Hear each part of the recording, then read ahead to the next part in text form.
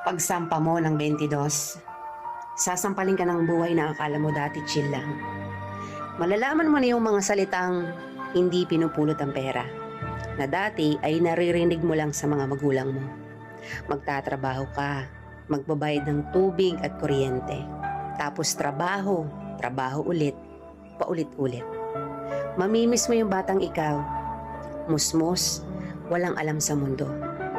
May mga gabing bibilangin mo ang oras ng tulog mo kasi akala mo makakatulong ito. Gigising ka para kumayod, umanap ng pera. Perang akala mo sapat na. Pero dahil salat ka, wala kang magagawa kung hindi tanggapin ang katotohanang ganito ang buhay. Katotohanan dahil malaki ka na, malaki na rin ang bigat na papasanin mo. Dahil ngayong 22 ka na o 23 o 25 ka, malalaman mong hindi ka na lang nabubuhay para sa sarili mong pangarap. Real talk yan.